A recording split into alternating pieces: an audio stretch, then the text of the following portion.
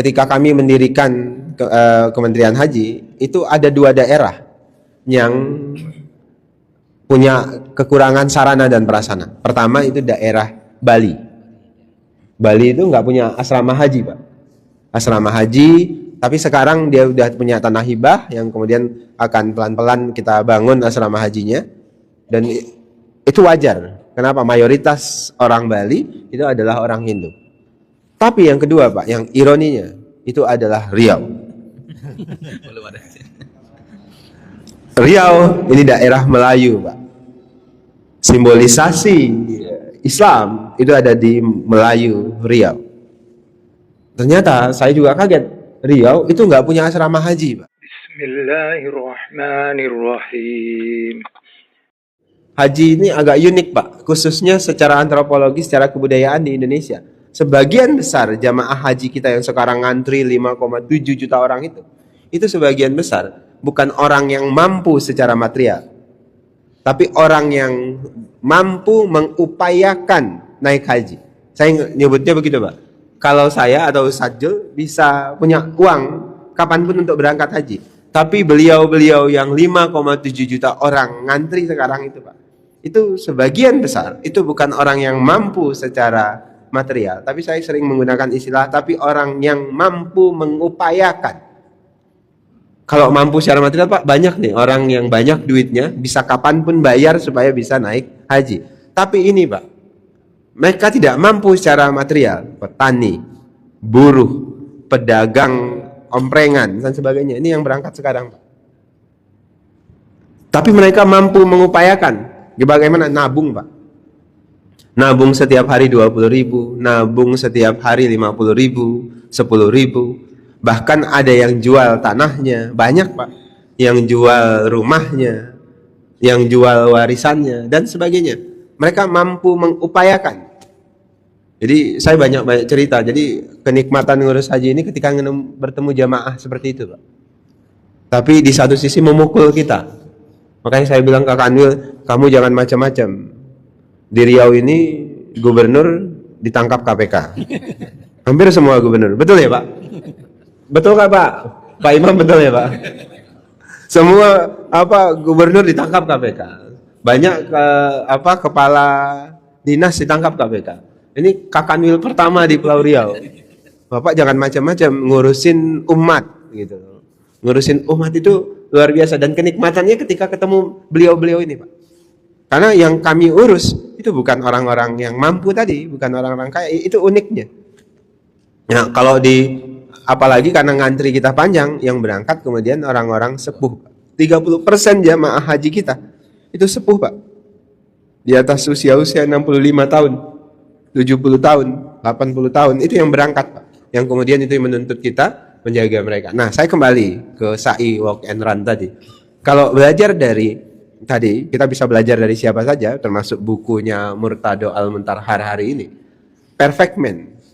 Islam itu kesejatian menuju kesempurnaan itu. Haji itu simbolisasinya, saya sebut tadi generasi manusia sempurna. Generasi yang menuju kesempurnaan. Ada satu hadis pendek, Pak. Dan hadis pendek ini menarik buat saya. Jadi Rasul pada satu kesempatan ditanya, Pak, Maddin ya Rasul, agama itu apa? Rasul jawabnya singkat, Pak. Ad-din husnul khuluq. Agama adalah akhlak yang baik. Ini imam besar kita pasti paham. Al-khuluq itu di Al-Quran digunakan untuk menunjukkan akhlak, kan, Pak. Banyak sekali al-khuluq di Al-Quran itu menunjukkan akhlak. Tapi kalau kita runut, Pak, al-khuluq itu akar katanya al-khaliq. Al-khaliq. Khaliq itu sang pencipta, penciptaan. Jadi kalau kemudian kita tarik maknanya, kok bisa al-khaliq kemudian al-khuluq dikonotasikan sebagai ungkapan akhlak yang baik, itu menunjukkan bahwasannya al-khaliq, penciptaan, tradisi mencipta itu harus menunjukkan tradisi kebaikan, mencipta, berkarya, gitu, Pak. Itu harus berkarya yang baik. Dan berkarya itu harus punya dimensi ketuhanan. Dia punya dimensi al-khaliq tadi, Pak.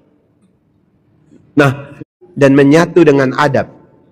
Tidak ada orang yang berilmu itu yang tidak beradab.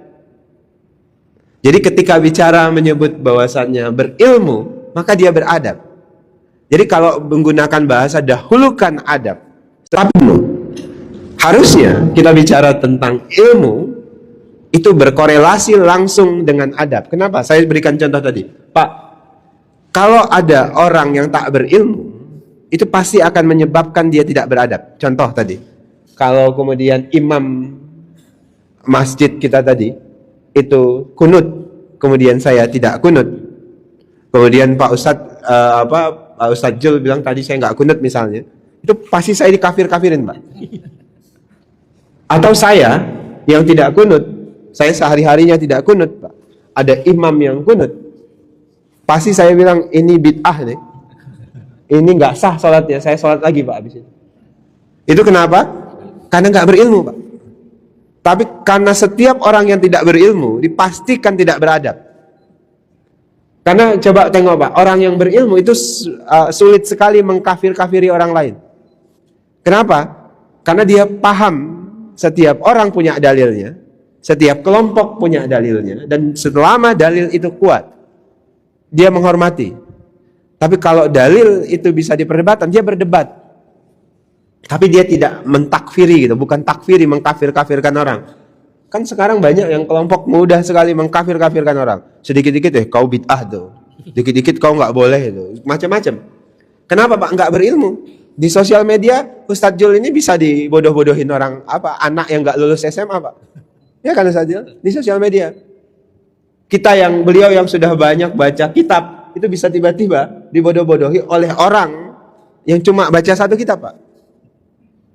Karena semakin banyak bacaan seseorang, Pak, semakin banyak insight yang masuk ke dia, maka makin banyak pengetahuan dia, toleransinya makin tinggi, Pak. Sederhana saja, semakin banyak bapak-bapak berjalan di seluruh dunia melihat peradaban-peradaban dunia yang berbeda-beda, semakin tinggi toleransi bapak terhadap orang lain. Misalnya, saya tuh selalu khawatir dengan misalnya sosmed, Pak. Di sosmed itu, kalau bapak-bapak, kalau orang Muhammadiyah, Pak, salaman itu ya salam segini aja, Pak, salam itu, Pak. Tapi kalau orang NU, salam itu kan bisa begini, Pak, gitu. Bolak-balik gitu. Itu bisa bolak-balik kan, Pak? Bisa ciumnya bolak-balik. Tapi saya ngelihat ada sosmed itu. Sosmed itu cara salam orang Muhammadiyah, salam orang NU, cara salam orang Islam yang benar. Ada yang begitu, Pak. Pak, Bapak kalau ke Arab, kalau salam dengan orang Arab, kita cipika-cipika gitu, Pak. Dan bunyinya itu ada bunyinya kan? Nah. Saya kalau dicium begitu agak risih, Pak. Iya kan, Pak? Di sana penghormatan. Iya, itu penghormatan. Bagi orang Muhammadiyah, Ustadz Muhammadiyah itu sebenarnya nggak menyenangkan, Pak. Tangannya jarang dicium, Pak. Ustadz NU atau Ustadz di imam besar Masjid An-Nur itu tangannya sering dicium. Bedanya tangannya banyak virus, saya kurang virusnya. Karena banyak yang cium, tapi banyak berkahnya katanya gitu. Tergantung perspektifnya. Tapi saya mau katakan apa? Itu bisa saling mengkafirkan tuh, Pak. Bisa bilang itu salah, nggak ada tradisi Islam gitu. Coba Bapak nanti al-khuluq itu berkorelasi dengan keadaban, dan adab itu dia adaptif dengan kultur tempat di mana dia diperlakukan. Jadi kalau di Arab itu hal yang biasa, kalau di Indonesia itu tidak biasa. Nah, kuncinya ada di mana? Kuncinya ada di penghormatan terhadap itu. Nah, orang yang berilmu, dia ngormatin, Pak. Yang nggak berilmu, wah itu luar biasa. Ini NU apa sih nih, cium tangan bolak-balik? Yang benar Muhammadiyah dong. Kalau orang NU bilang, lah apa orang Muhammadiyah ini? Nggak ada penghormatan terhadap yang tua, terhadap orang yang berilmu dan sebagainya. Padahal itu kebiasaan saja, itu tradisi saja. Saya misalnya ngaji seperti ini, duduk di atas ini, agak ringkih bagi saya, Pak. Kenapa? Nggak biasa. Tapi saya duduk di sini bentuknya penghormatan ke bapak-bapak yang biasa selain pengen direkam gitu kan. Kan situasional dia, Pak. Kan sebenarnya kenapa duduk di sini kata Ustadz Jul supaya mudah direkam, supaya gambarnya bagus. Kira-kira kenapa kebutuhan dakwah memang harus begini, Pak? Kenapa? Karena kalau dakwah sekarang tidak menggunakan sosial media, tidak ada rekaman seperti ini, nggak sampai Pak, pesan kita. Nah, oleh sebab itu al-khuluq yang tadi akar katanya adalah al-kholiq, ini harus kita berikan pemahamannya pada umat. Ini penting. Nah, tadi saya kembali tadi akhlak yang baik ini tadi dimensi spiritual, dimensi intelektual, kemudian sehat. Itu bagian yang penyempurna, Pak. Nah, akhlak yang dimaksud dalam konteks hadis ini tadi itu adalah penyempurna. Al-Khaliq itu yang mampu menciptakan itu pasti adalah mereka-mereka yang punya upaya kesempurnaan. Nah, oleh sebab itu bagi saya generasi haji itu harus generasi manusia sempurna, menuju manusia sempurna. Manusia sempurna itu siapa? Ya, manusia sempurna pasti Rasulullah SAW. Nah, oleh sebab itu Bapak Ibu sekalian, kami mendorong gerakan ini sa'i, walk and run. Jadi harus sehat, Pak. Bahkan misalnya ada saya nggak tahu hadis ini apakah cerita begitu, apakah tafsir begitu. Misalnya kenapa kain ihram kita dibuka di sebelah kanan gitu. Jadi tradisinya dibuka sebelah kanan, tujuannya dulu Rasul karena situasi agak panas dingin dengan Quraisy di Mekah, maka ketika umat Islam masuk menunaikan ibadah umroh dan haji, semuanya melakukan tawaf dan sebagainya, semuanya diminta membuka kain ihram di sebelah kanan supaya tangannya kelihatan kekar dan kelihatan kuat, kelihatan apa. Kalau sekarang kan kelihatan perutnya ke depan. Itu koreksi, Pak. Ternyata Islam itu ngatur semuanya, Pak. Kita di generasi Islam itu jangan pegang perut, Mas Fahmi. Saya dia pegang perut gitu.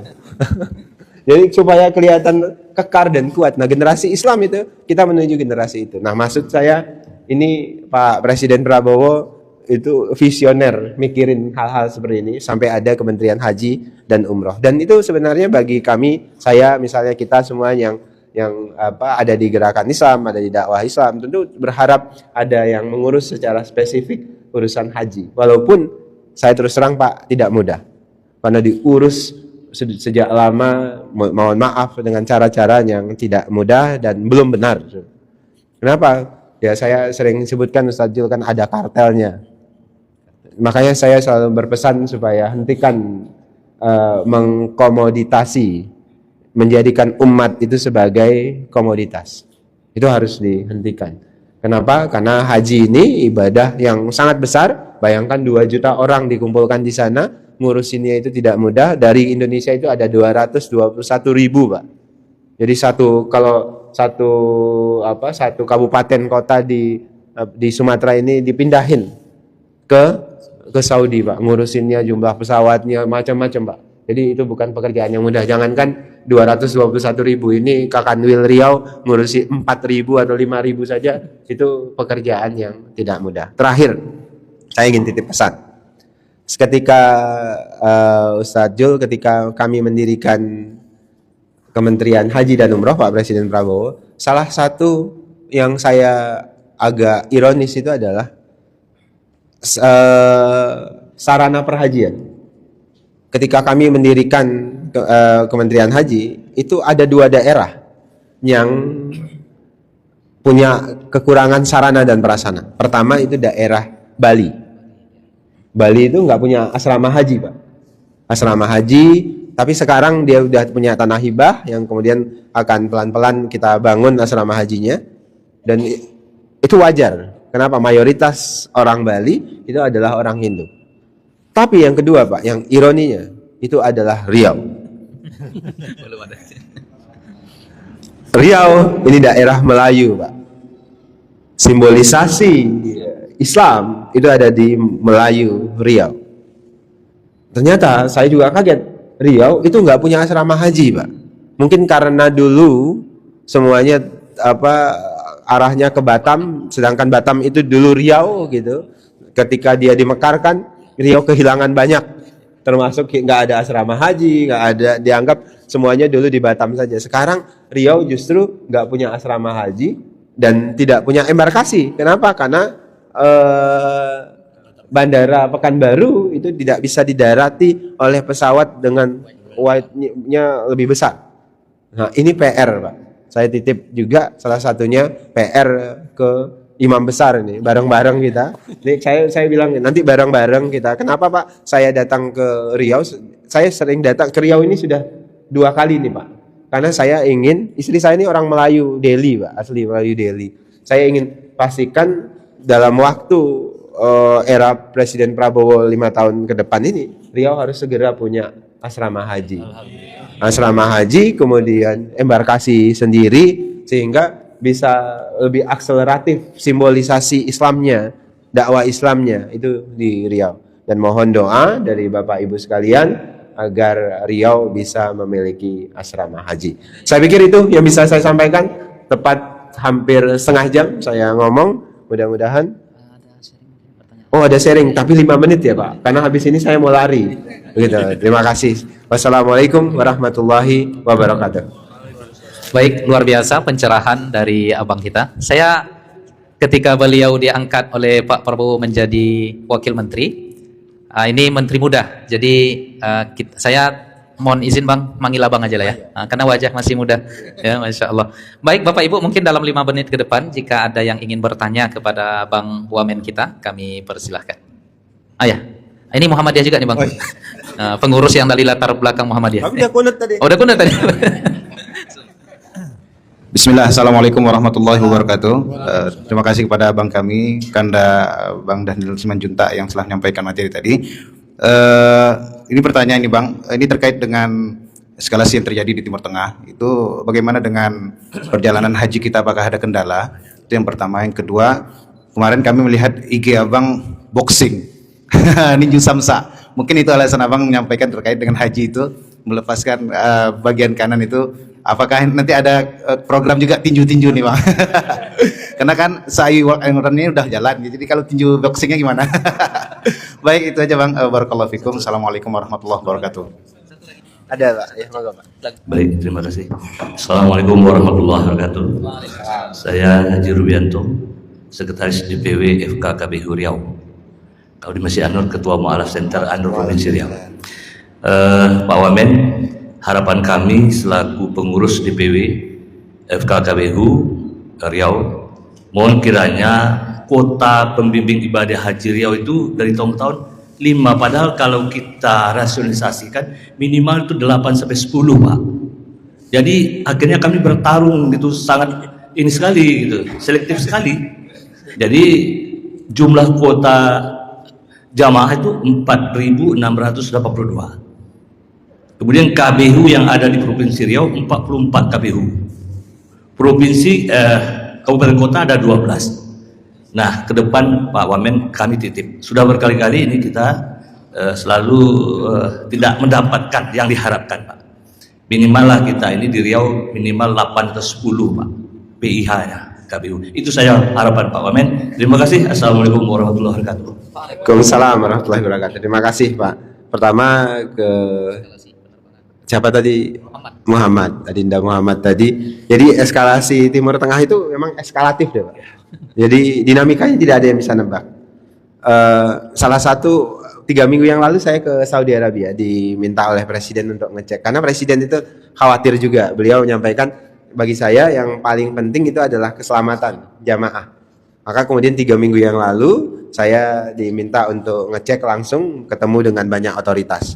Tapi ketika Pak Prabowo menyampaikan begitu, saya sampaikan begini, Pak, secara kultural orang Indonesia ini agak unik. Secara spiritual itu unik. Ini orang, apalagi ibu-ibu di belakang sana yang naik haji, itu mereka nggak takut perang Pak. Yang mereka takut cuma satu Pak.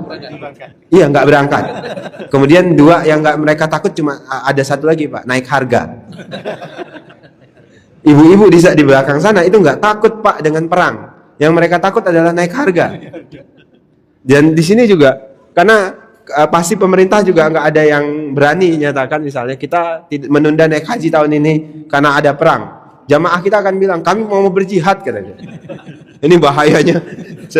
Semangat spiritualnya luar biasa tinggi. Jadi, tapi tentu tugasnya pemerintah itu adalah memastikan keselamatan dan keamanan. Saya berangkat 3 minggu yang lalu, ketemu dengan Menteri Haji di sana, kemudian otoritas keamanan macam-macam. Kesimpulannya apa? Mereka nyampaikan ya no worry. Insya Allah mereka akan menjamin keselamatan dan keamanan tanah haram. Kan bukan hanya kita yang minta jaminan, tapi semua negara yang mengirim jamaahnya meminta hal yang serupa. Nah, Pak Prabowo, Presiden itu khawatir di 2 hal. Pertama itu penerbangan tadi Ustaz, kemudian yang kedua logistik. Logistik itu termasuk air dan segala macam. Saya cek di sana, alhamdulillah kita dapat jaminan. Karena ada yang nanya, DPR nanya, kenapa nggak dicek? Kita nggak bisa ngecek, Pak. Karena yang bisa kita dapat adalah garansi. Ya tentu ya Saudi tidak berkenan kita terlibat terlalu dalam. Nah, yang kita dapat itu adalah garansi. Nah, hari ini ya mereka menggaransi semua negara bersikap sama dengan kita. Tidak ada satupun negara yang menunda keberangkatan. Bahkan Iran saja mengirim, artinya tidak ada statement mereka tidak memberangkatkan. Ya, mungkin jamaah Iran akan tetap berangkat dan sebagainya. Karena itu tadi hanya saja memang kita berharap mudah-mudahan haji ini bisa menyampaikan pesan. Kan pesannya khutbah wada'nya Rasul itu isinya kan perdamaian semua, Pak. Isi pertama pesannya tentang kesetaraan. Tidak ada bangsa atau ras yang lebih tinggi dibandingkan dengan ras lainnya. Kan isunya kesetaraan, Pak. Kedua, pesan utamanya itu tidak boleh membunuh hewan, tumbuh-tumbuhan yang bernyawa.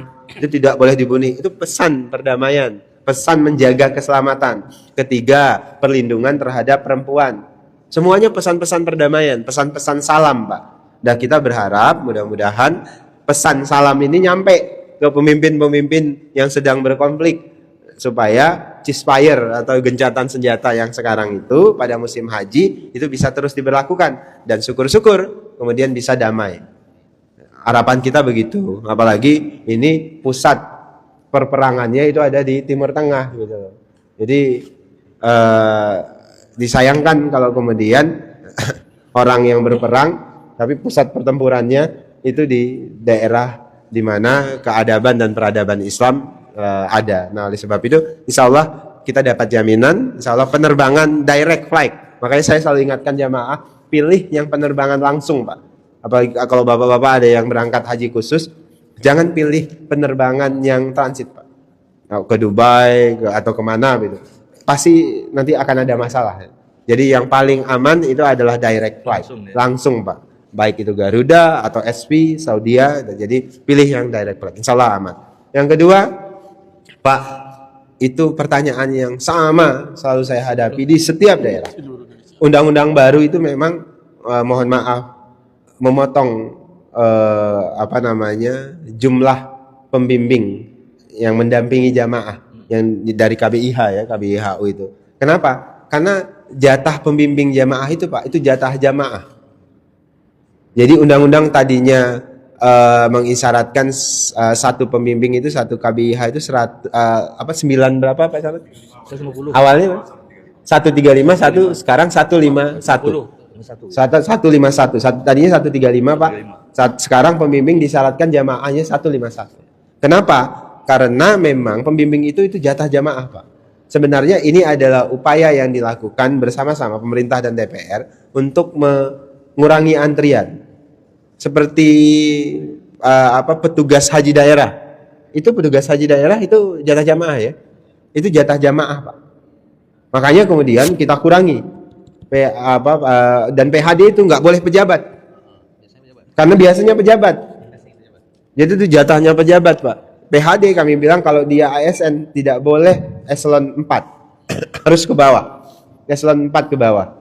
Jadi tidak boleh ada pejabat di situ yang menggunakan jatah jamaah itu namanya, Pak. Walaupun kan memang bayar sendiri. Tapi itu jatahnya jamaah. Yang mahal itu kan kadang-kadang antriannya itu, Pak.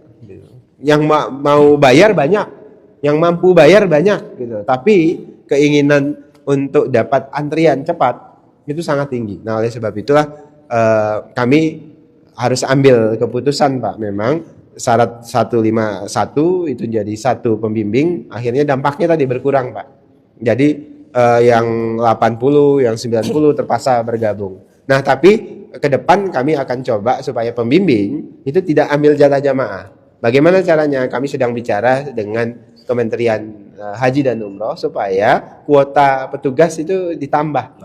Sekarang tuh kuota petugas yang pusat itu sekitar 2.000-an begitu. Kemudian ada kuota kesehatan itu sekitar 1.000-an gitu. Jadi kurang lebih 4.000-an petugas. Kita masih berharap supaya tahun depan kita bisa fokus ke pembimbing, Pak, pembimbing ibadah, tapi tidak mengambil jatah jamaah. Karena mengambil jatah jamaah itu artinya kita memperpanjang antrian.